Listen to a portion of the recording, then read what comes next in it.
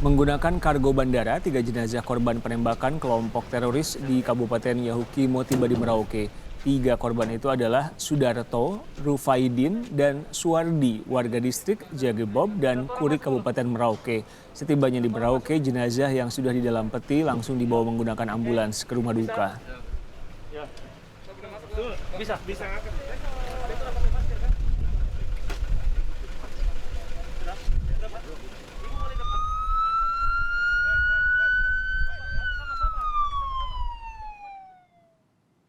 Salah satu korban yang selamat mengatakan kejadian terjadi sekitar pukul 2 siang saat mereka mengerjakan bangunan milik warga setempat. Kelompok teroris yang berjumlah sekitar 30 orang langsung menembaki pekerja bangunan. Para pekerja pun berhamburan untuk menyelamatkan diri.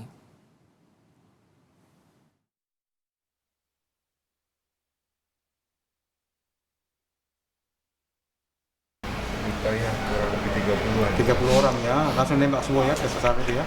Waktu itu masnya sempat lari ke mana sampai bisa selamat itu? Ke hutan. Ke hutan ya. Terus yang 4 ini memang nggak bisa melarikan diri. Dia lari juga. Oh lari juga, tapi ketembak ya. Ketembak. Itu di Brondong memang ya. Laras panjang. Laras panjang ya. Nah setelah kejadian itu memang langsung ada bantuan dari TNI Polri atau gimana? Tidak ada. Tidak ada.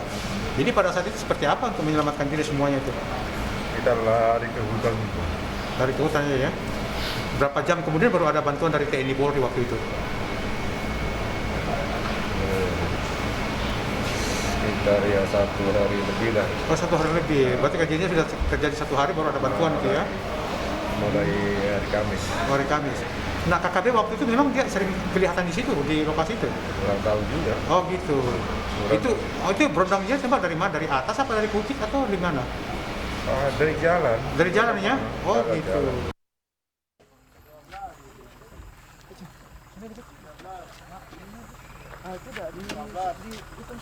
Video ini menunjukkan para pekerja jembatan yang melarikan diri saat kelompok teroris di Papua pimpinan Tendius Wijanggain melakukan penembakan di kampung Bingki, distrik Seredala, Kabupaten Yahukimo, Papua Kamis lalu. TNI Polri yang menemukan mereka lalu mengevakuasi warga 1 hari setelah kejadian. Sebagian besar pekerja jembatan pada Jumat malam sudah berada di distrik Dekai yang merupakan ibu kota Kabupaten Yahukimo. Oke Pak. Iya. Oke, naik sini, lewat sini. Oh, ada di belakang.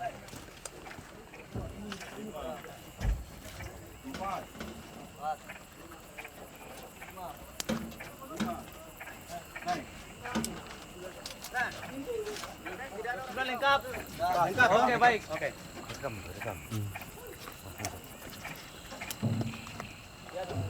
Ya, duduk saja.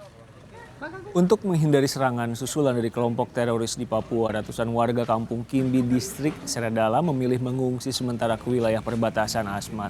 Kapolres Yahukimo mengatakan 270 orang lebih telah mengungsi dan telah tiba di kawasan aman.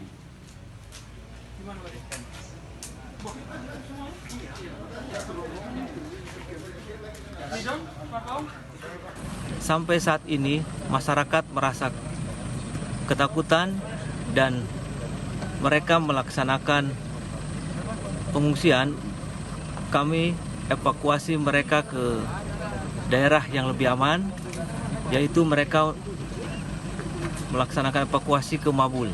Mabul adalah daerah perbatasan Yahukimo dengan Asmat. Anggota Komisi 1 DPR RI Dave Laksono meminta agar TNI Polri mengerahkan kemampuan terbaik untuk mendeteksi titik-titik pertahanan kelompok teroris di Papua.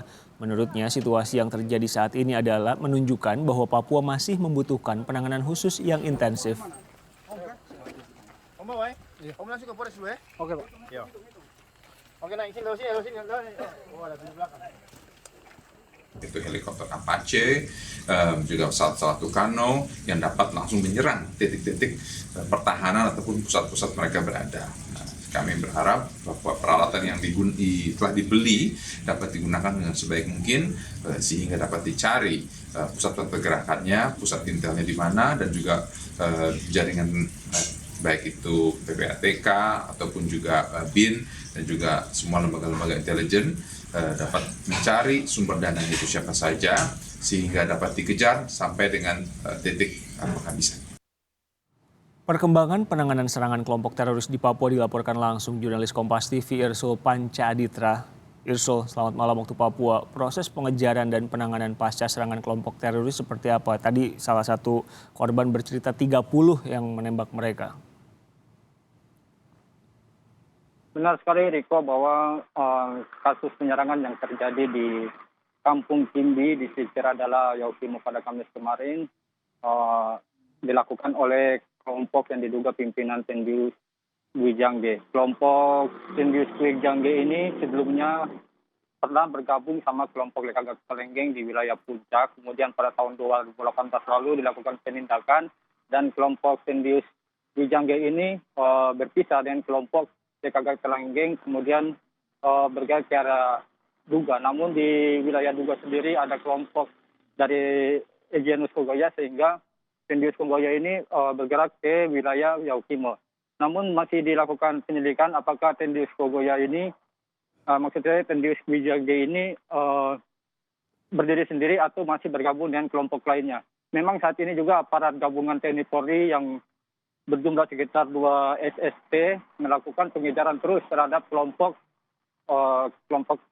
teroris bersenjata ini. Mengingat memang pada Kamis lalu mereka melakukan aksi di Kampung Kimbi yang menyebabkan 4 warga sipil meninggal dunia, termasuk 1 warga yang diketahui kepala kampung juga terluka tembak. Dan untuk kepala kampung sendiri tadi pagi juga sudah dievakuasi ke Jayapura untuk mendapat tindakan medis di Rumah Sakit Bayangkara Kota Jayapura.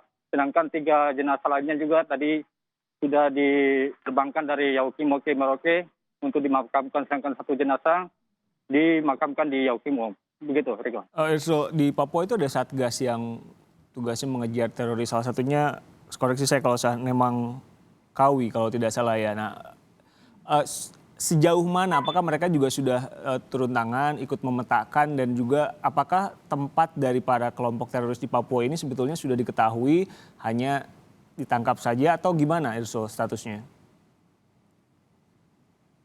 Baik Riko, untuk keberadaan Satgas Operasi Nimangkawi sendiri memang terpusat di Papua dalam rangka melakukan penegakan hukum terhadap kelompok teroris bersenjata. Di samping itu juga mereka melakukan kegiatan-kegiatan kemasyarakatan.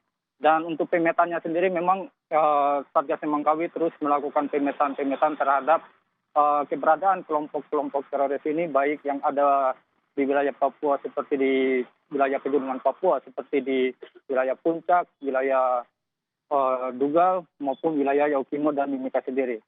Dan sampai saat ini memang pengejaran terhadap kelompok teroris tersebut terus dilakukan. Begitu, Riko. Penjagaan seperti apa sekarang di tempat kejadian? Korban bercerita waktu kejadian tidak ada penjagaan dari aparat keamanan.